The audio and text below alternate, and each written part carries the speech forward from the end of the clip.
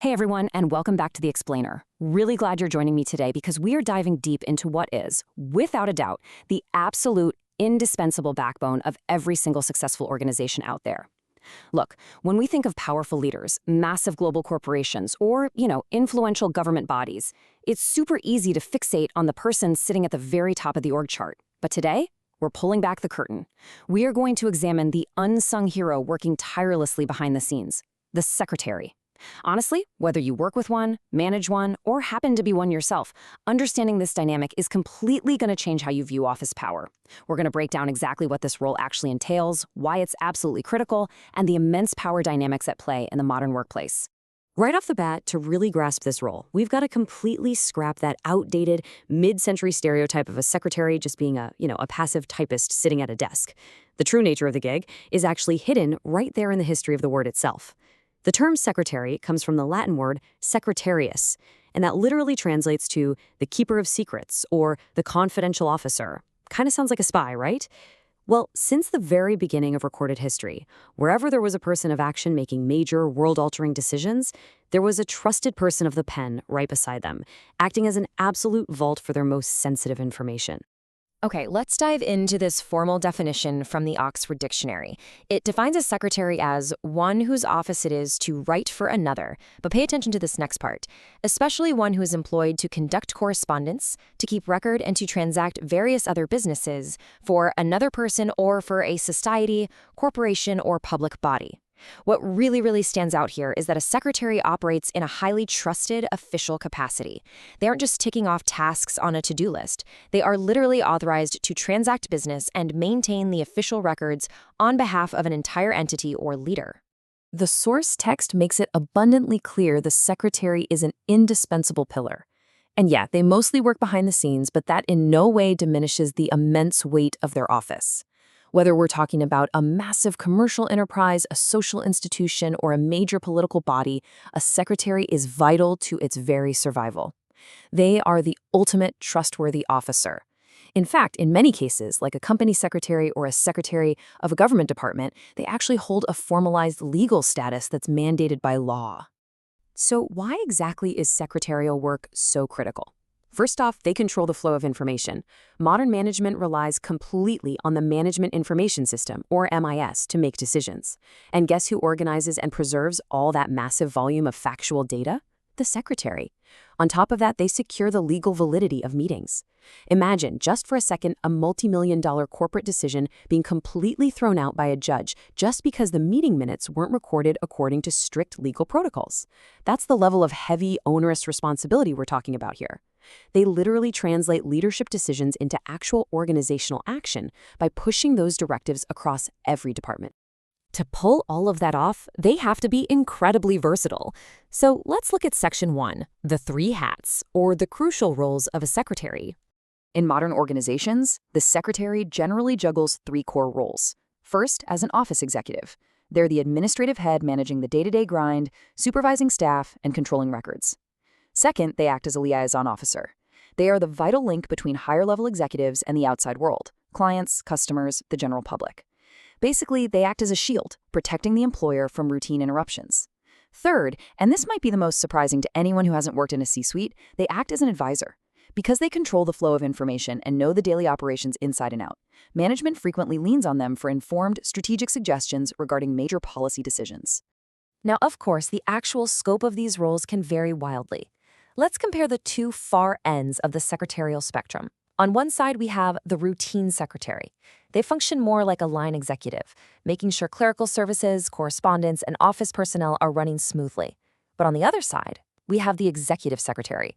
This position holds vast, sweeping managerial powers. We're talking about someone who might represent management in negotiating major contracts, maintaining high-level government liaisons, or even settling complex legal disputes.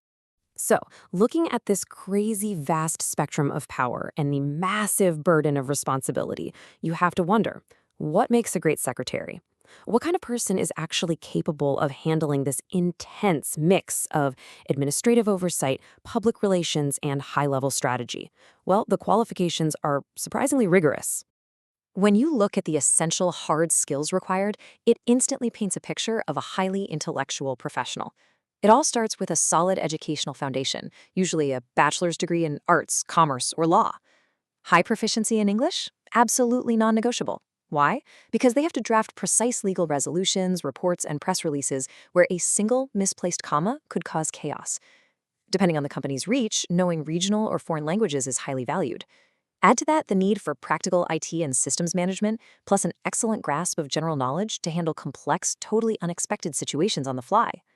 But look, a fancy degree in IT skills aren't nearly enough. Remember, a secretary is a confidential officer. That requires some truly indispensable personal qualities. Sincerity, integrity, and extreme loyalty top the list. They need serious tact and discretion, knowing exactly what to say, and honestly, more importantly, what not to say. They have to have sound judgment, incredible presence of mind when a crisis hits, and a genuinely remarkable memory for facts, faces, and names so they can effortlessly manage their boss's professional network. And this brilliantly illustrates why the profession is just so far-reaching. There are so many different types of secretaries tailored to different environments. You've got company secretaries, secretaries of government departments, local bodies, cooperative societies, the whole shebang. But I want to draw your attention to the very top of that hierarchy. We're going to zoom in on one specific, super fascinating type. Which brings us to Section 2, the ultimate confidant, the private secretary. Okay, the absolute crucial point here is understanding the core philosophy behind this highly specialized, deeply intimate role. The main object of employing a private secretary is shifting the burden of responsibility. You can kind of think of them as the ultimate cognitive productivity hack for a leader. A powerful individual hires a private secretary to take on routine, administrative, and even personal burdens so that the leader can totally free up their cognitive load and focus entirely on high-level executive action. Because they are dealing directly with an individual rather than an entire faceless corporation, the qualifications of the private secretary are uniquely intense. Yes, they need expert professional training, stenography, typing, all that. But the source material specifically highlights that they must be a true all-rounder with a high sense of proportion and absolute discretion. They often don't have fixed working hours at all. They must be totally dependable, punctual, and, crucially, they need the emotional intelligence to adapt to the changing moods and temperaments of their employer.